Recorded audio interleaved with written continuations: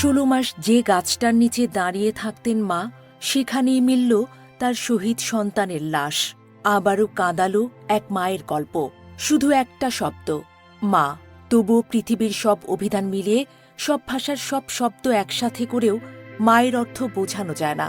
মা যেন এক অনন্ত বিস্ময়ের নাম, যার একদিকে কোমলতা, অপরদিকে কঠোর সাহসের অদেখা পাহাড়। কোথাও তিনি আশ্রয়, কোথাও তিনি শক্তির শেষ দুর্গ।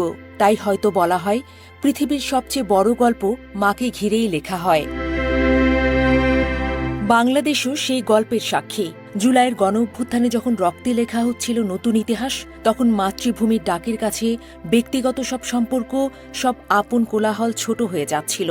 তখনও বুকের ভেতর সন্তান নামের এক আলগা টান বয়ে বেড়াচ্ছিল হাজারো মা। কেউ সন্তানের হাত শক্ত করে ধরেছিল, কেউ হারিয়ে ফেলেছিল তাকে কালো ধোঁয়ার ভেতর টিয়ার গ্যাসের বাষ্পের আড়ালে, আর কেউ কেউ হয়তো চেয়েছিল আকাশের দিকে, মাটির দিকে, মৃত নীরবতার দিকে।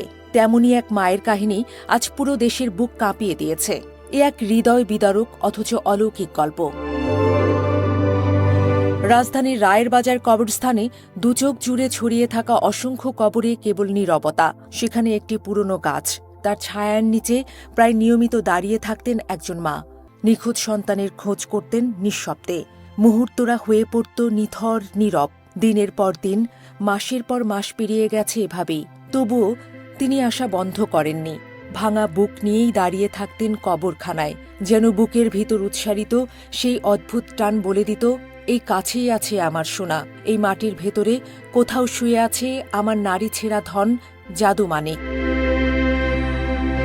যে পৃথিবীতে পরিচয় নিশ্চিতে লাগে কাগজের সনদ, প্রয়োজন হয় বিজ্ঞান, লাগে ডিএনএ টেস্ট, সেখানে তিনি এসে দাঁড়াতেন নিঃশব্দ ভালোবাসার সাক্ষী হয়ে। বিজ্ঞানের যুক্তির আগে মায়ের অনুভব যেন নরম হাতে বলি দিত, কোথায় লুকিয়ে আছে তার চির ঘুমন্ত সন্তান। বুধবার রাষ্ট্রীয় অতিথি ভবন যমুনায় জুলাই বিপ্লবে নিখোঁজদের ডিএনএ সংগ্রহ সংক্রান্ত প্রতিবেদন প্রধান উপদেষ্টার হাতে তুলে দেয়া হয়। সেখানে সিআইডি প্রধান অতিরিক্ত আইজিপি মোহাম্মদ সিবগাত উল্লাহ জানালেন এই বিস্ময়কর তথ্য। তার কণ্ঠেও ছিল বিস্ময়, শিহরণ আর শ্রদ্ধার মিশেল।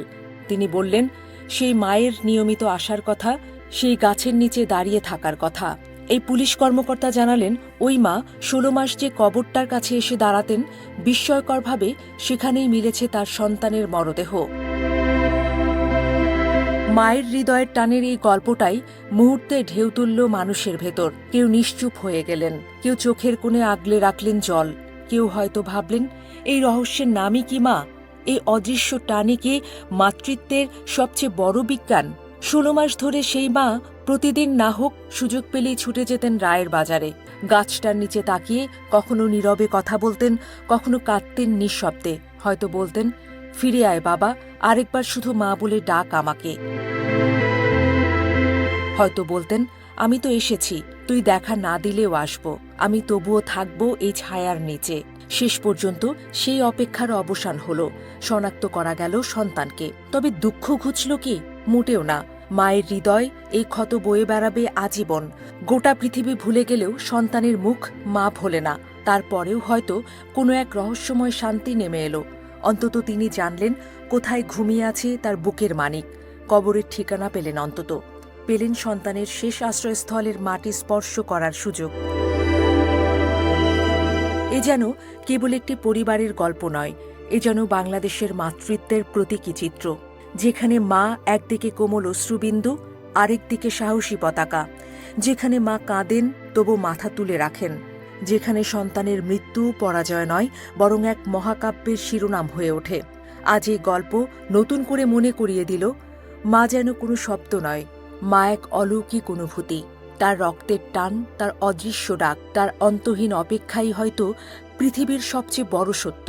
যে পৃথিবীতে সবকিছু প্রমাণ লাগে, যেখানে মায়ের ভালোবাসার প্রমাণ লাগে না, কারণ মায়ের হৃদয়েই চিরকাল সবচেয়ে নির্ভুল মানচিত্র।